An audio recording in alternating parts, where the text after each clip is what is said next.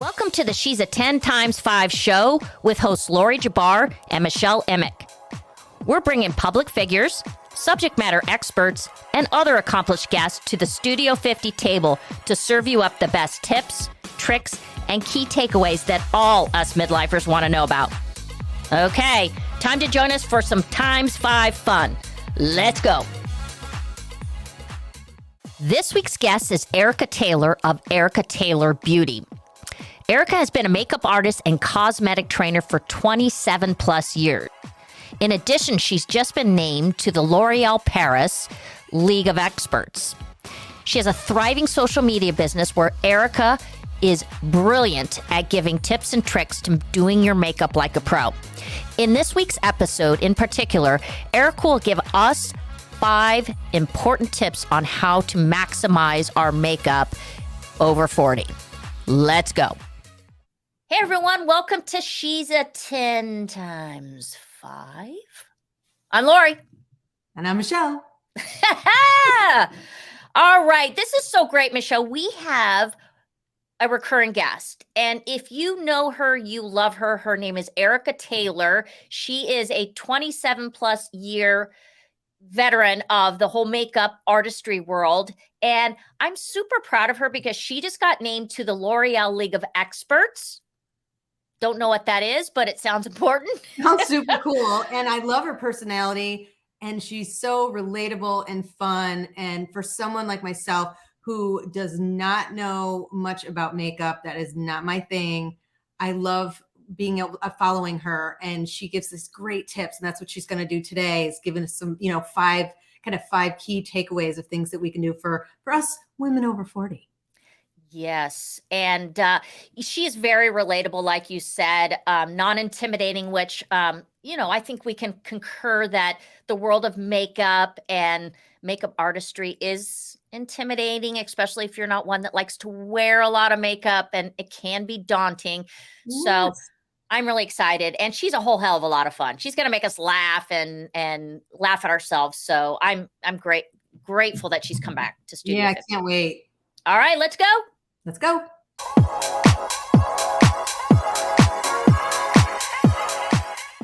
Let's go. Let's go. Okay, we have Erica Taylor, the intergalactic makeup artist, social media sensation, and now a L'Oréal expert. It's called the League of Experts, right? Yeah, it's kind of like the X-Men, like the L'Oréal X-Men. I love it. It's definitely right out of a Marvel script, right? Right? Yeah. So, and here we go. I'm like watching, because I do not know how to do makeup. I'm the worst at makeup. So I'm just taking this all in. I'm like, look how good and like effortless you do this. That's a rare beauty. Very easy to blend. Yes. I'm going. All right. Okay. So we are hoping that because we're obviously both over the age of 40, your platform really helps. It helps everyone with regards to makeup tips, but you have a nice little lane that you've kind of gathered a momentum on about makeup over 40, the do's and the don'ts. So I'm hoping that you today school Michelle and I and our listeners, watchers. Let's go. Yep. All right. So my do's and don'ts, you want to go in like my do's and don't main things over 40. So the reason I got into this is, I'm a makeup artist since I'm 19, right? So now I'm 46. My face has evolved. So many times I walk around, I don't really judge because, you do you, I do me. But sometimes I see like blush and bronze, and it's like sometimes like very low. And I'm like, is that like a sideburn? Like, what are we trying to accomplish? I think to myself, like, you know what? They just don't know we're doing what we did when they said suck in your face. Yeah. This, and then we did the blush on the apple, right? But the apples fall, the contour falls. And when I first started this adventure, one of my bigger videos was like, your makeup's not aging you, but our face is. And I was like, that's what I thought about it. Everything a little bit higher. So it's always like whatever you thought you were doing, a ½ inch higher. All right. So Lori, when we first met, you would ask me like, what was my number one tip of makeup applications, 40s and up as we mature? And my number one thing is like, exfoliate because our skin does not turn over the same way it used to. So if we don't exfoliate and get the dead skin off, our skin looks very dull and lackluster. So like a lot of it that I learned over the years, more so than the makeup tips, which are major, is the skincare prep. Yeah. The skin prep becomes like really, really like probably 60% of the battle. Yeah. I would agree with that. I had a hard time with the exfoliation process because I was using very abrasive, so I was getting really dry around the chin and whatnot. But I found a product that I love and I use it every night, and it does make a world of difference when you apply makeup the next morning. It does. What are you loving? Sure. It's actually Dr. Amir Karam has it's called Polish, and it's almost like sand. It comes out like a little bit like really fine sand, and you add water to it. Yep. And it goes on very smooth. It's not abrasive, but it really works well. And I can, in fact, do a little bit even underneath my eye, like right. Oh, yeah. Like a nice, almost like an enzyme exfoliant that gets like yes. that. Yes. You're off. I love it. Yeah. So like that, and then something like the alpha beta hydroxys. But if your skin's super sensitive, like the something with a little bit of the sand is good too. As long as you're getting that dead skin off, then your makeup can go on smoother and your skincare can get through. Amen.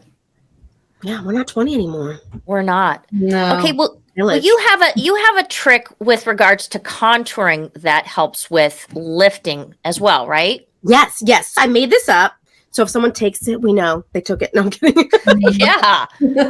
I see you. Okay. So here's what I made up. So years ago, no one really could ever find their cheekbones, especially if we gain a little weight. I'm a little bloated these days, hormones, whatever it is, hormones, wine, whatever the world feeds you or you feed yourself, right? Okay. So, but right next to your ear, there's always an indent. And you guys feel it out. There's always an indent right there, right by your ear. So if you take your ring finger, okay, and then you go right into that with the knuckle, and then you point your finger, typically not to the like middle of the lip, up to the Cupid's bow, gives us a lift. I'm going to show you. And then you take your contour, whatever contour, doesn't matter, and you go along that line. Wow. The length of the finger, it never goes too far. Okay? Because if you go too far, it's like going into no man's land. And then you take we don't want that. And you brush up, right? More up. Yeah. And then, it's like, if something goes weird, you just use your hands. It's totally cool. And how do you know what color?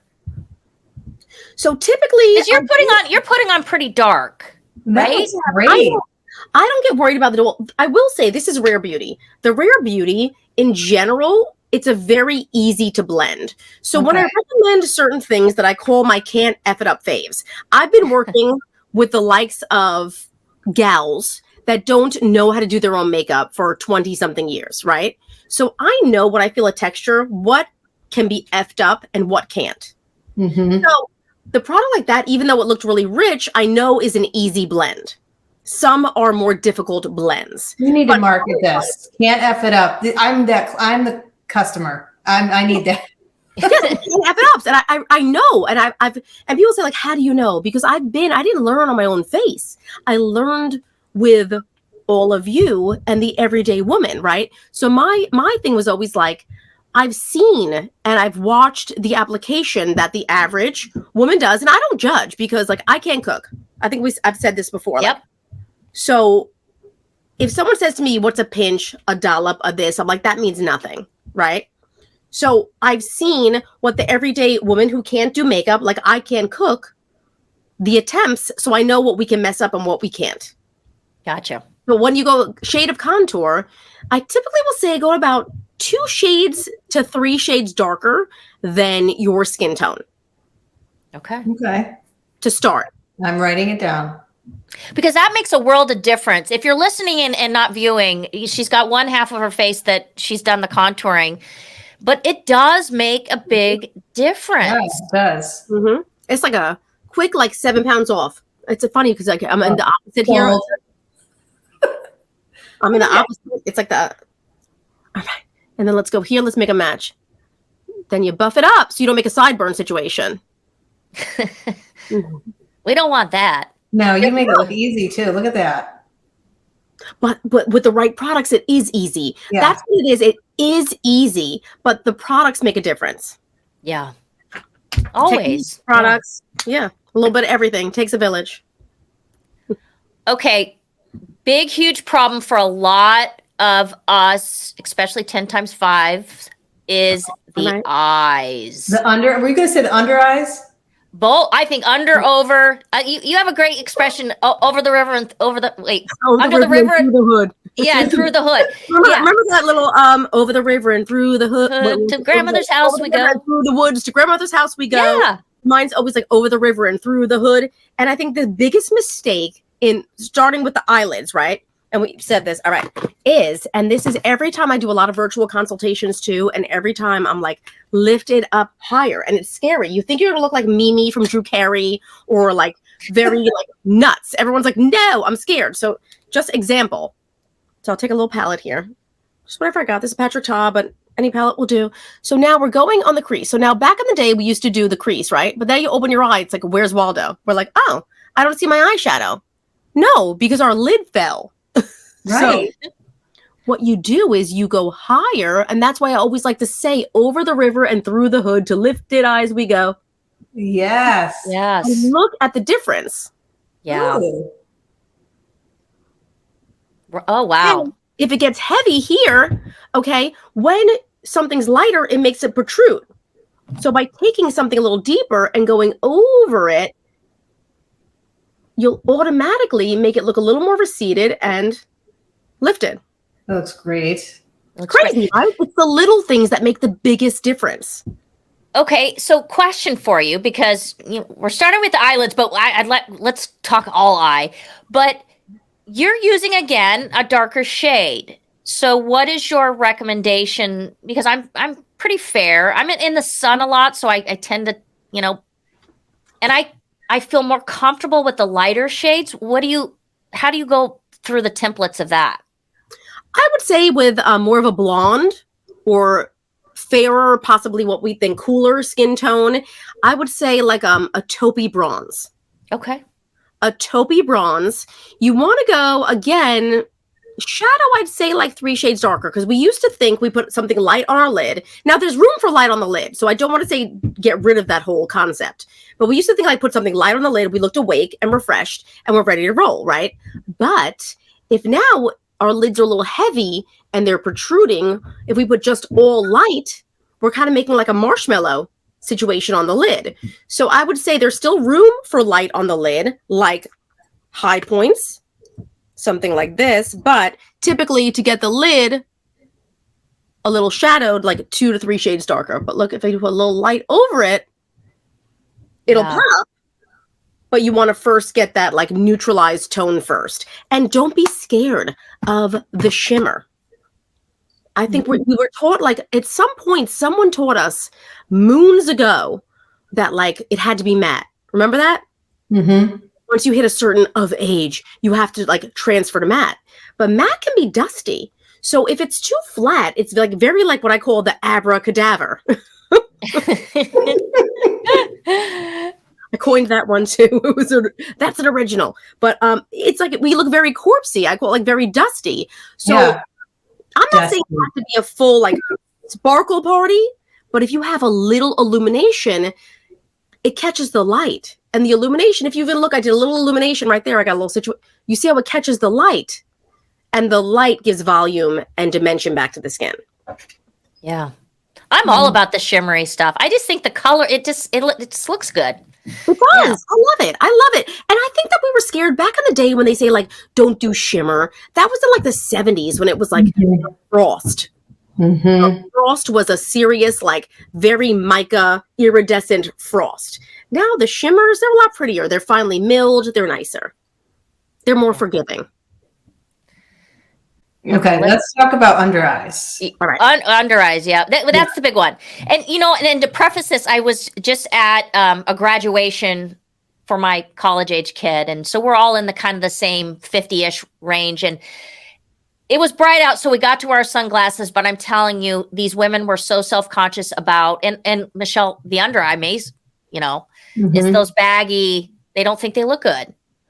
Well, can I tell you something? And this is like really, I'm very like open book here. And I do these videos and I can control my lighting. And here we're filter free. But there's certain days, especially at 46, and I'm sure it'll get more intense, but like that certain days I look better and more rested than others, right?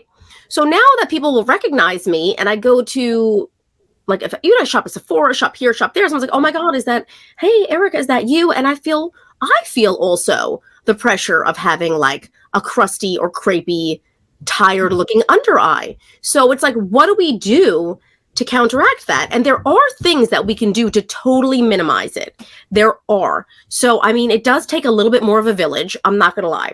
So it starts with, not gonna lie, it's not that easy. It starts with the skin prep. Right. So you guys, if you follow me, anyone that follows me or interacts with me knows I eye mask every single morning. And it doesn't have to be expensive. It doesn't have to be something crazy. Even like the Pixie, the Good Molecules. I have here the Chill Sesh from, can't see, Fourth Ray, Pixie, Good Molecules. Just something that has the caffeine and hyaluronic acid. So I start every single morning when I have my coffee, I do an eye mask. I recommend this to my clients and to people I interact with, and they say cumulatively it makes a difference too. So step one. Then okay, wait, before you go on, I have to make a plug. So yeah, I was gonna say plug. Our sponsor for this segment is Leah Black Beauty, and she has amazing hyaluronic eye gels. Amazing. I have to try them. Tell her, hey, Leah. Hey, they're good. Bring them on, because I do them every single morning. You know, some people will do it for an occasion. Mm-hmm. As soon as I wake up, I take my kids to the bus stop. They all know, they laugh at me at the corner. I'm like, with my things on. I don't care. I'm going for my Dunkin' Donuts with it. Like, I put it on as soon as I wake up, and it does make a difference. The hyaluronic acid plumps and soothes. So, yes, Leah, yes. Okay. All right. So that's step one. Then using an eye serum is a little bit more of a treatment. Do you guys use eye serum or eye creams? Serum. Serum. Okay. So it's like serum will give you more bang for your buck. The serum will penetrate a little bit deeper. Important when we're talking about eyeshadow too, to put the serum on the eyelids as well as under. Okay. Because that will help with the crepey texture that we get. The hyaluronic, the treatments, and the serum treat the whole situation. And then eye cream, for the crepiness, the crow's feet. Fine. So now we go into concealer. Not every concealer is created for us. Mm-hmm. Concealers are not created the same. And I swear to you, I will do virtual consultations. They'll say, every time I put my concealer on, my eyes creasing. And I'm like, what concealer are you using? They tell me the name and I'm like, that's why. So, if you notice in my I don't really do negative, like, the de-influencing. I don't do that because I don't think it's kind of like egomaniacal to think that just because it's not good for me, it's not good for someone else. But what I can say to me and my clients, especially if we're 40s, 50s, 60s above, there's certain products that probably aren't the best for our textural situation. So you have to look for, here's a tip when I look for concealer. And I say this all the time, put it on the back of your hand. I don't care what it is, expensive, inexpensive brand, put it on the back of your hand. If it looks immediately dry on the back of your hand, that's what's going to happen to your face. Yeah, because I think that's a big problem for a lot of people. I've been that too, where it looks very cakey. Immediately. Yeah, it shows off your wrinkles instead of. And this looks worse. Then I end up like washing my face because I'm like, that looks awful. Yeah. So it's the prep that goes into it. So you can do a little bit of an eye balm beforehand, or even an eye oil or a treatment oil. Lay down a tiny, tiny bit, then lay down your concealer. And then when you put your concealer on, if it's still a little creasy, I'll actually take a little eye oil or eye balm and place it gently back over to release the crease. But I swear, when you go shopping for the concealers, anyone listening, go, if you can, if you're in a position where you can put it on your hand first, put it on your hand. Because if your hand looks immediately matte and dry, it's going wrong. Yeah. It's going to go bad. I promise. Well, I think too, you said a key thing is that I think a lot of times especially if we use a serum, we're putting it on the forehead, the cheeks, the neck, and we don't realize that we got to get that under eye area. And it does make a world of difference when you put the concealer after having some type of oil underneath or balm. Major, and just a little bit. People, I guess because of the 80s, anyone that had a little oily skin back in the day, we're so scared of oils. But oils, especially essential oils, lightweight oils, we don't have to be scared of them. They're really good for the skin. I got a little oil right here. Look, so if you got like a little, and I don't want to I'm not trying to plug different brands. I'm just saying I have a lot of things I love. But like if you go up, I'm going to get up close. I already did mine. I was doing a little, but you take a tiny bit. You don't go wild. I'm not saying this is great advice because I don't do this, but I will start doing this. Watch. This is my worst side. She got problems. This one. She's more angry. This eye. And you press like very gently, because then some people will say like, it took all my concealer off. I'm like, I'm not saying go aggressively with the oil. Just go very lightly. Let me try to get this little. Okay. All right. And it just releases the crease enough, makes it more luminous, and it works. It works. And when we were talking about, you see when I lean back? Mm-hmm. Wow. Yeah. It does work. And that was when we were saying, that the women were self-conscious at the graduation you were at. And, I'm there too. I get self-conscious. And now that I'm getting recognized, the reason I found an eye oil, one of them that I found that went viral, was I was in the Sephora. I like to put the in front of things. It makes it sound funny to me. And I went in the mirror. I was with my daughter. And someone's like, oh, is that Erica? And I'm like, I look up. I look in the mirror and I'm like, oh my God, I look like I'm 3,000. What is happening? Then be like, I'm listening to her. She looks the worst. I'm like, oh no. So I ran to the wall.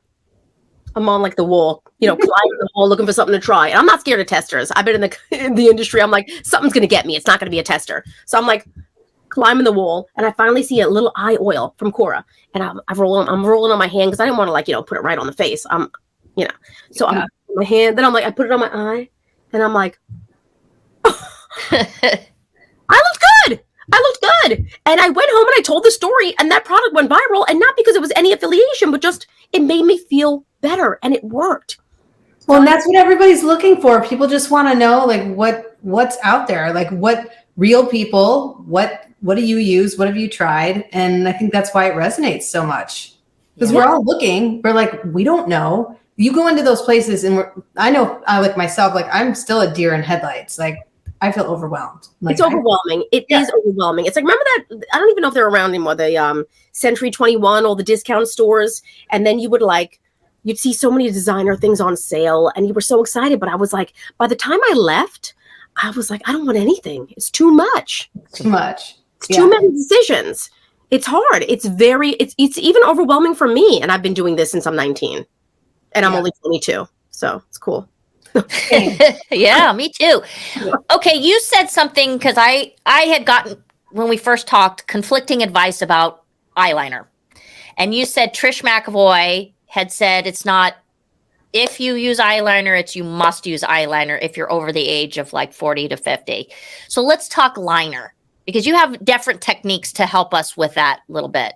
Yes. Okay. And that was a funny story I told when we met. I remember when I was with Trish, and I was probably at the time in my 30s, and we were doing a master class, and she said, when you're 20s and your 30s, you can wear eyeliner. And when you're in your 30s and your 40s, you can. And when you're in your, I was like 50s and 60s, you must. And I thought she was going to say the opposite. Mm-hmm. And it's kind of true because we lose the definition to our lashes get thinner. Our eyes feel like they're melting or like shriveling, right? So the big eyes that you wake up with, they're like, where are they? I wake up, I'm like, wait, who is that? Where is that eye? So, but the techniques do have to change. I think that in itself it needs to be reiterated because I do think so many people get stuck. I know I'm one too. This is the way you've done it. Got to update it. Yeah, absolutely. And we got stuck. Remember, what was it with the lining all around the eye? Yes. Or we would just pull the eye, line like this, drop it, look great. But we can't. So the one, if your lid, the best tip I do the cat eye a lot, but that's not for everybody. I try to teach like different versions of the wing and not for everyone, but the basic eye, especially if our eye is heavier and it's getting a little bit more hooded or just, we don't have the room in the lid that we did. The most important liner is the one, what if I have a line here? I'll just demo with my little brow situation. That goes in the root of the lash, not the waterline. If you just line the root of the lash with like a gel-based pencil and go along the root and pump up the mascara, at least it makes your lash line look fuller and opens up the eye. So that's like a really bare minimum basic liner tip. Then the other thing I always say is, we used to be able to pull our eye, line, and let it go. But our eyes are kind of like tissue paper. I was talking to a friend earlier, another makeup artist friend, and I was like, oh, I see these, and I'm not knocking anybody. When someone's like, I'm a self-taught makeup artist, I'm like, I'm a self-taught dentist. Want me to do your, molar? I got you. But like when I was young, I'm like, oh, you're 22, you know how to do eyeliner? Why don't you try it on the 40s, 50s, 60s, where the eyelid is basically like karate chopping you out of the liner. It's like the lid is like, nope, no, you don't. It's textural. So the best thing to do is basically it'll feel like you're almost on the base of your lash, like the root of your lash, and you wiggle the pencil. It has to be soft, because remember back in the day we used to put the match to it. What was wrong with us? You're not supposed to do that anymore? It wasn't us. It was the product. Put the lighter away. It wasn't us, Michelle. The products were terrible. We had no choice. They were like, we had to. But if you take the pencils and you do it right into the base of the lash, that it almost feels like it's touching the lash, you'll get a really clean, nice line. And you go all the way around the lash line or just part way? Okay, so it's in an ideal world, if you can keep it really fine in an ideal world, I like the whole lid because it extends. However, if you're a little heavier handed, yes, I would say half, because if you go too thick on the inner corner, it can almost shrink the eye. I've done that so many times and I'm like, that looks awful. So I get a makeup wipe and just go into the corner. Yeah. Yeah. Yes. No, it's true. Like, I can grab something and even show you, like, as soon as you go too thick in the inner corner, it's like you shrink your eye. It's like color forms shrinking. Well, I like to use liquid liners just because it's easier for me to get precision. Yes. Is that still okay to use in the same area? I'm going to grab, okay, let me see. I'm going to see what I got here. And this is I have a lot of brands that I love. So I'm just grabbing because I'm grabbing. I got lots. So I'm going to do a little Wet n Wild. I'm going to be like not product specific. Because, I like a nice tip. We all do. Mm-hmm. Mm-hmm. So here we go. I'm grabbing whatever is in front of me. So now, like from dollar store liner to luxury liner, it's the technique. Yes, some liners make it easier, but the technique is key. So this little, here we go, this little tip situation right here. So like you said, it's easy to do on the lash line. If you just, I never pull because the lids got more textural than they used to be. But if you place it on the lash line, place, don't pull, place, don't pull, you will always have a nice, precise, clean line. But it's pressing on the bed of the lash. It almost feels like it's pressing on your lash bed. Wow. You'll always have a nice clean line. But press, like, don't pull. So let the line do the work for you. So when it's kind of like pressing, pressing, pressing, not pulling. Oh, she dried out? No, she's all right. Pressing, pressing, pressing. See that? Yeah. I do. So what about underneath the eye? I mean, don't do liquid liner under the eye. That's going to go all sorts of wrong. But that's what I have on right now. Well, you're doing it wrong. And you must do it very, very fine. Yeah, she's going to. She's like, I do it pretty fine. So do you do any liner underneath the eye or no? I really don't I will be honest with you. I don't do that much underneath the eye because I think it brings attention down. When your stomach feels heavier, you're not like, which is mine these days since I've been working from home. She got problems. I'm not like, I'm going to wear a crop top. I'm like, let me bring the attention up and give a little cleavage, right? So it's like a diversion. So the same thing for the eyeliner on top is a diversion from the situations down here. So I almost feel like if we bring too much attention down here, it highlights the problems. Interesting. Okay. But if you do it very thin, there are exceptions to every rule. So I never say like, typically it's a majority that fits into the rules, but there are exceptions to every rule, that there are some, if you have a very good hand and you could do like a super fine liner detail under the eye, that's like totally fine. But most people, like, you know, I can like that. Okay. Yeah. And then wipe it away. I wipe away almost the excess, but most people go a little aggressively heavier. Okay. This is good stuff, right, Michelle? It's all great. I do like a shadow smudge under the eye, though, like a bronze, or I'm all for the shadow smudge under the eye. Okay. So let's talk blush. All right. Because it's you bringing it up again, right? Rouge. Yeah. We're gonna go with rouge. Someone said recently, like, why can't we just contour with our blush? And I'm like, that's rouge. That's why. So let's show. Okay, I'm gonna show a tale of two blushes. And the reason I love social media, and I always loved makeup, is that like certain things take longer to see. Try a skincare. You'll see a little glow, but over time you see more. But makeup is like, it's like the show is right there. So here, let me try to get my light. Where am I? I got my little thing up so you can't see what's happening behind. So here's the little MAC Glow Play blush. So now I'm going to do Tale of Two blush. Back in the day, remember we did this? Mm-hmm. It's like... Right on the apple. Yeah. On the apple. We love it so much. Smile. Blush. Yeah, is that not what we're supposed to do? What? What happened? Now... go higher, almost where you think your highlighter would go is where the blush goes, right? Oh, that's crazy. 10 years younger. Yeah. 10 years younger. Crazy. And so it's like, and I used to love to do this on clients, that I would say, I would do their makeup, I would put a big mirror in front of them. I would do one cheek and be like, do you see a difference? And they're like, it's huge. It's such a big difference. But that's how, again, if we learned it was like, just put it on like the apple. Mm-hmm. Smile. You put it on the apple and that's what you do. But look at the difference from placing it higher, how it pulls up. Yeah.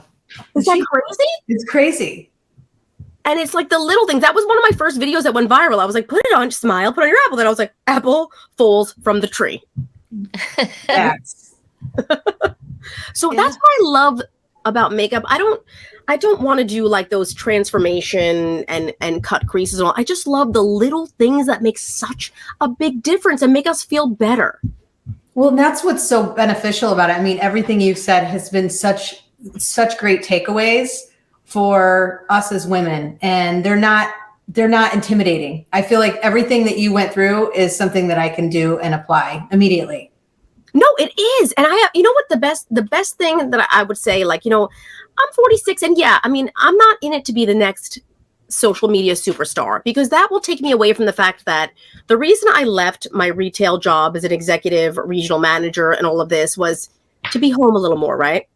So going into that, like, you know, when everyone goes on these brand trips and they're like, I wasn't invited on that brand trip. And I'm like, you know, I didn't want to go on that brand trip. I want to be home on my couch, having a glass of wine, hanging and laughing with my kids. So I feel like the tips and tricks that I do, they're just for like the everyday, every one of us. And I just want to keep it like very relevant to like everyday life. Get your face on and get out of the house. Because that's me. Like, slop your shit on. Oh, should I not?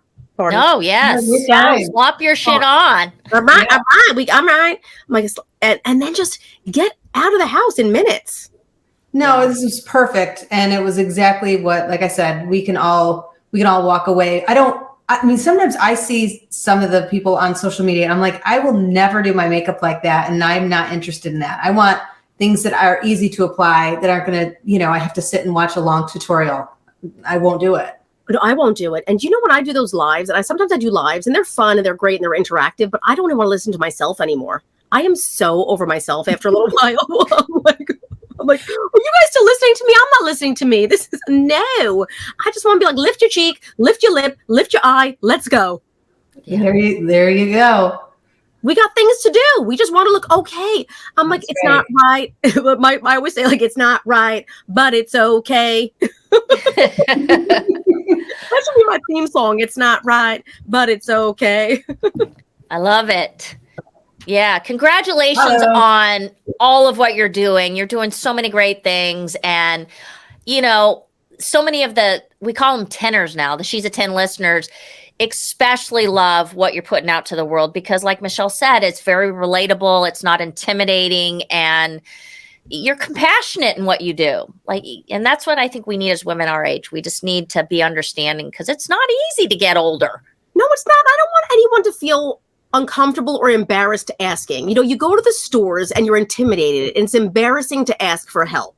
And it's like, I want everyone to feel like comfortable and laugh at ourselves and say, listen, I know some shit's fallen, but we got this. We got this together. Let's make this a fun thing, not a scary thing. And then, you know, life can be scary in general. Let's make some things fun. Let's have a good time. And you guys are doing some big things too.